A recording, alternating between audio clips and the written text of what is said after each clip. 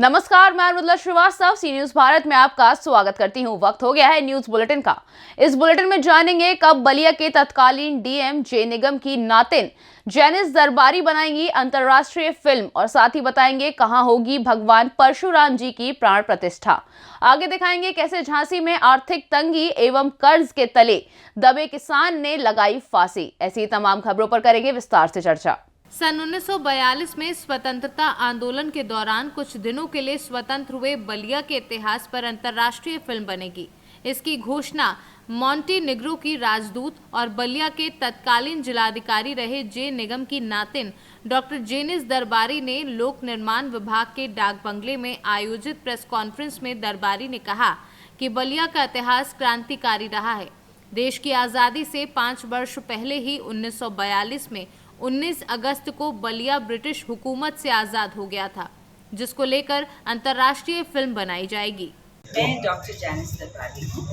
I am the honorary council general of Montenegro in India. I have come to Balia with a book called The Administrator. This has been written, co-authored by my mother, my sister Raj Darbari, and myself, Janice Darbari. ये जो book है it's about mister जगदीश्वर निगम। जगदीश्वर निगम जी ये मेरे माँ के पिता थे, शीला दरबारी, और वो यहाँ के डिस्ट्रिक्ट मैजिस्ट्रेट और कलेक्टर थे, जिन्होंने 19 अगस्त 1942 में आज़ादी का जो एक ऑर्डर लिखा था डिपॉजिटरी बैंक्स, उसकी वजह से बलिया में कोई खून खराबा नहीं हुआ था 19 अगस्त में।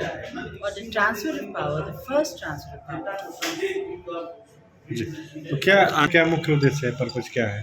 हम इस किताब के ऊपर निर्धारित एक फिल्म बनाना चाह रहे हैं, और ये फिल्म उस समय का होगा 19 अगस्त 1942 का जी। और उससे आगे की बात होगा कि किस तरह से ये जो ट्रांसफर ऑफ पावर हुआ था 1947 में कितना इफेक्ट हुआ इस ट्रांसफर ऑफ पावर पर, जब सब कलेक्टर्स ने फिर झंडा लहराया था इसी तरह से शांति से। तो ये जो शांति के ऊपर एक बहुत बड़ा फिल्म बनने वाला है, which is talking about during war peace. Ballia से सीनू संवाददाता आनंद दुबे की रिपोर्ट। झांसी नगर के प्राचीन राधा कृष्ण मंदिर पर बन रहे भगवान श्री परशुराम मंदिर का निर्माण कार्य जोरों शोरों से चल रहा है। मंदिर का मठ 21 फुट का बनाया जा रहा है। मंदिर निर्माण कार्य अंतिम चरण पर चल रहा है। मंदिर पर अन्य सुंदरीकरण के कार्य चल रहे हैं।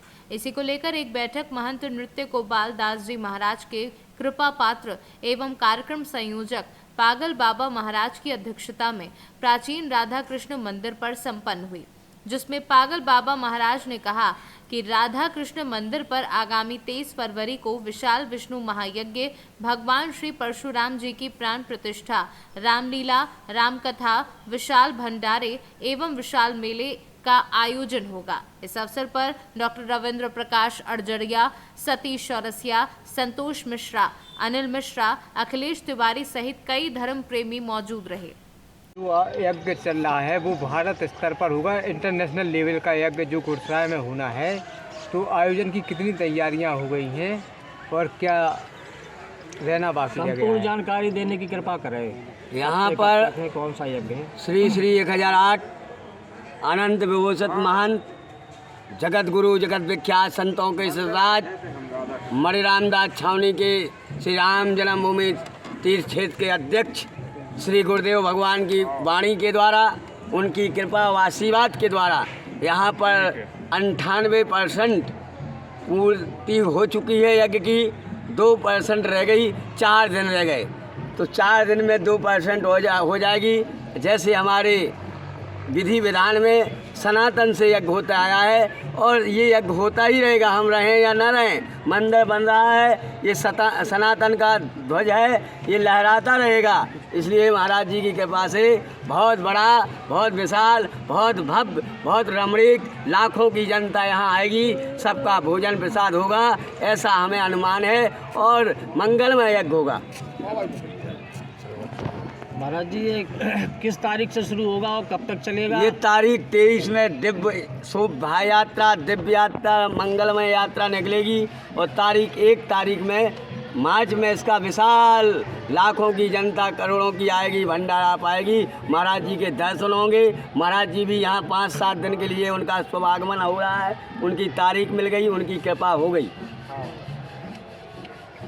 इसमें सबका सहयोग। इसमें कौन कौन से आयोजन होंगे, जैसे भागवत है या इसमें रामलीला, रात में श्री पवन वृंदावन धाम की रामलीला होगी 8 से 12 या जो भी ये समय रखेंगे।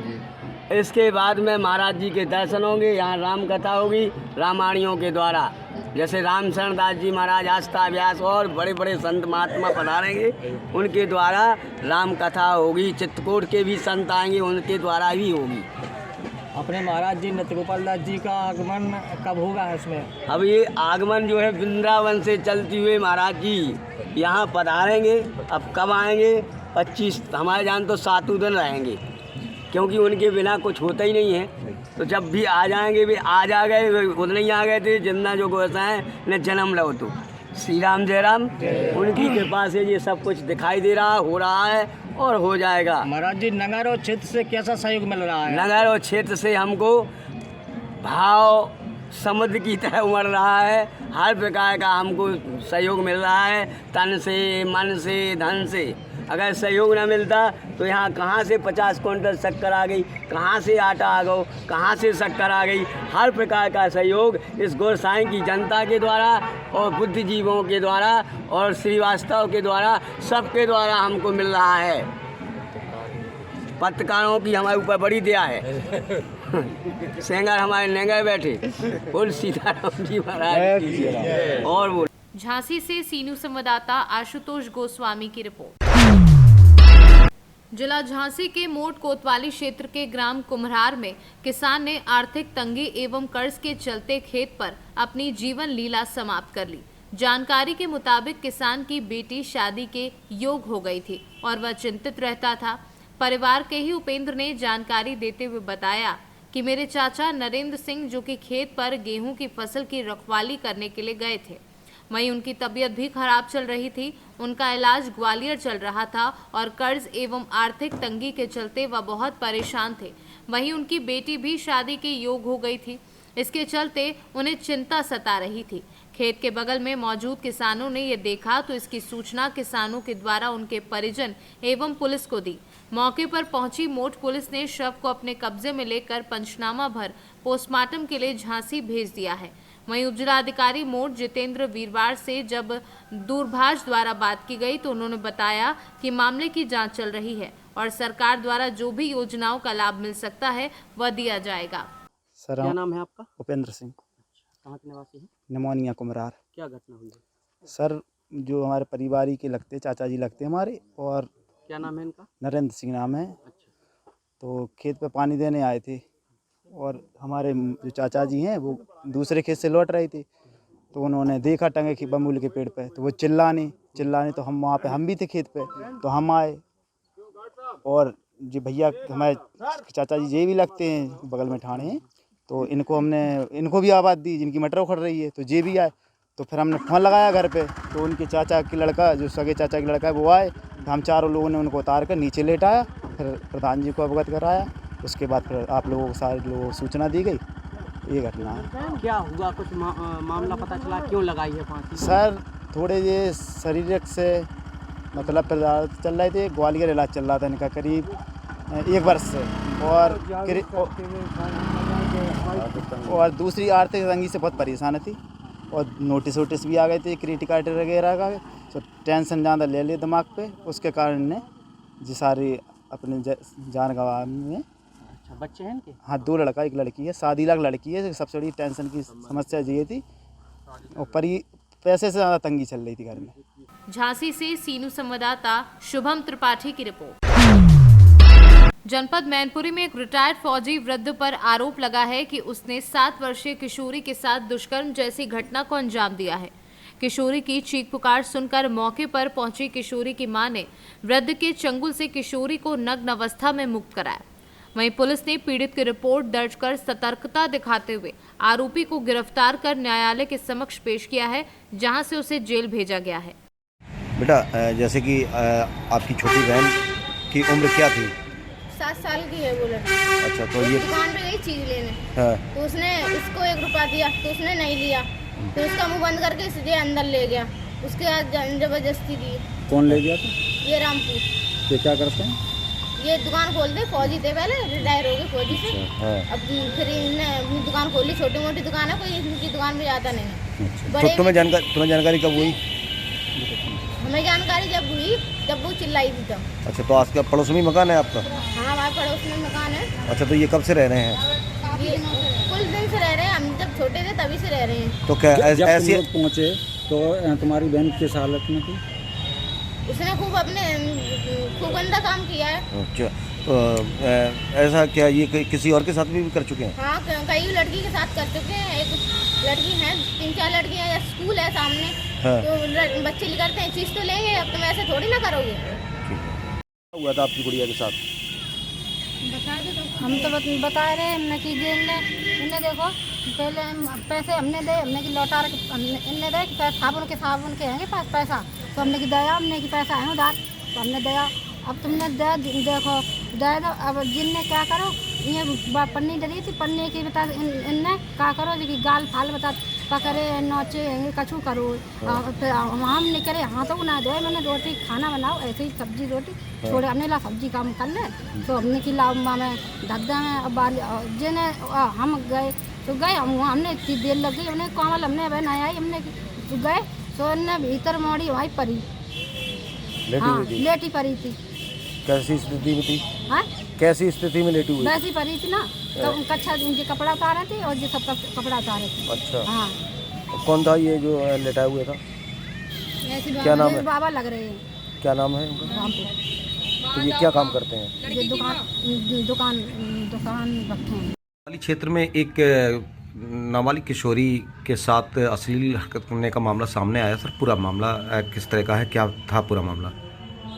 कल दिनांक 17 फरवरी को यह मामला संज्ञान में आया कि एक कोतवाली क्षेत्र में गाड़ी वाला मोहल्ला पड़ता है, वहाँ एक परचून की दुकान है जिसके दुकानदार का नाम रामपुर सन ऑफ अंगद लाल है। उसी दुकान पे एक 7 वर्ष की बच्ची जो है कुछ सामान लेने के लिए गई थी, तो उस जो बूढ़े राजपूत ने है उनको अंदर बुला लिया और उसके शरीर पे उसने हाथ फेरा, ऐसी शिकायत आई थी। तो वांछित धाराओं में जो है मुकदमा दर्ज कर लिया गया है और आवश्यक कार्रवाई की जा रही है। सर, पुलिस ने इस संबंध में क्या किसी को गिरफ्तार किया है क्या नहीं? तत्काल पुलिस सक्रिय हुई और घटनास्थल पर पहुंच करके जो है रामपूत को जो है गिरफ्तार करके पुलिस ले आई थी। मैनपुरी से सीनू संवाददाता जाजेब उमर की रिपोर्ट। कोरावली के देवनागरी इंटर कॉलेज के सामने अर्टिगा और ट्रैक्टर मशीन में जोरदार भिड़ंत हुई। कार का एयर बैलून फूलने के बावजूद भी अर्टिगा चालक गंभीर रूप से घायल हो गया। सूचना पर पहुंची कोरावली पुलिस ने घायल को कोरावली सीएचसी पहुंचाया, तो वहीं ट्रैक्टर मशीन के साथ 2 ट्रैक्टर जोड़ चालक जीटी रोड से ओवरलोड होकर जा रहे थे। ट्रैक्टर चालक घटना के बाद से ट्रैक्टर चालक फरार है। सूत्रों के अनुसार अर्टिगा की साइड पर जाकर ट्रैक्टर ने एक्सीडेंट किया, जिससे ट्रैक्टर के नियंत्रण खोने का अनुमान लगाया जा रहा है। मैनपुरी से सी न्यूज संवाददाता जाजिब उमर की रिपोर्ट। फिलहाल के लिए इस न्यूज बुलेटिन में बस इतना ही। देश और दुनिया की तमाम खबरों को जानने के लिए देखते रहिए सी न्यूज भारत। हर खबर आपके साथ, आपके हाथ।